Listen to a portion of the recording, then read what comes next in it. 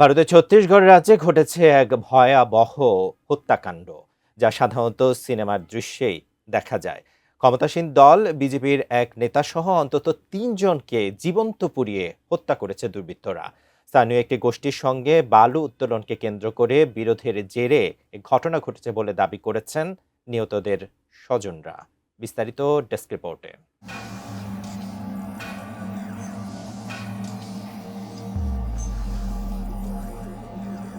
বালু উত্তোলনকে কেন্দ্র করে দীর্ঘদিনের বিরোধের জেরে ছত্তিশগড়ের কোরিয়া জেলায় ভয়াবহ এক হত্যাকাণ্ড ঘটেছে। অভিযোগ রয়েছে, একাধিক ট্রাক দিয়ে একটি গাড়িকে ঘিরে ফেলে তাতে পেট্রোল ঢেলে আগুন ধরিয়ে দেওয়া হয়। আগুন নিয়ন্ত্রণে আসার পর গাড়ির ভেতর থেকে স্থানীয় বিজেপি নেতা ও সাবেক জনপদ পঞ্চায়েত সভাপতি ভারত সিং সহ ৩ জনের মরদেহ উদ্ধার করা হয়। নিহত বিজেপি নেতার পরিবার বলছে, বালু মহাল পরিচালনা সংক্রান্ত একটি বিরোধের মীমাংসা করতে গিয়েছিলেন ভারত সিং, তবে তিনি আসলে সুপরিকল্পিত ফাঁদে পা দিয়েছিলেন বলে অভিযোগ করেছেন তার স্বজনরা। এই হত্যাকাণ্ডের ঘটনায় পুলিশ এখন পর্যন্ত ৪ জন অভিযুক্তকে গ্রেফতার করেছে, বাকিদের খোঁজে তল্লাশি চলছে। হত্যা ও হত্যা চেষ্টা সহ গুরুতর অপরাধের অভিযোগে ৯ জনের নাম উল্লেখ করে স্থানীয় থানায় মামলা করা হয়েছে।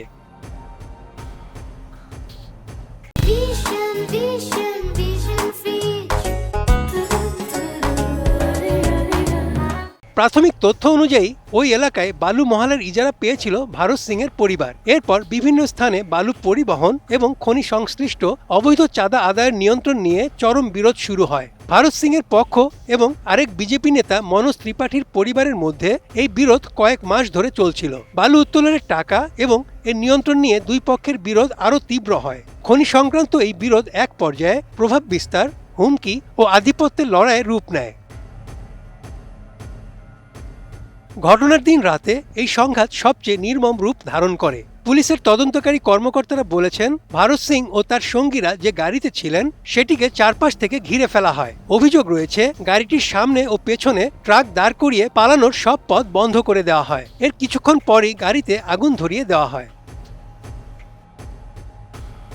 গাড়ির ভেতরেই জ্যান্ত পুড়ে মারা যান ভারত সিং। এই হামলায় নিহত অন্য ২ জন হলেন বীরেন্দ্র সিং ও নগেন্দ্র সিং। মায়াঙ্ক সিং নামের আরেক আহত ব্যক্তি বিলাসপুরের অ্যাপোলো হাসপাতালে আশঙ্কাজনক অবস্থায় চিকিৎসাধীন রয়েছেন, যার মাথা ও মুখে গুরুতর আঘাত লেগেছে।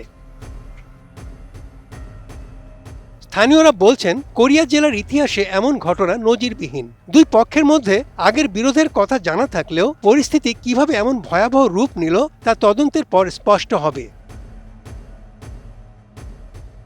Desk report, ATN news.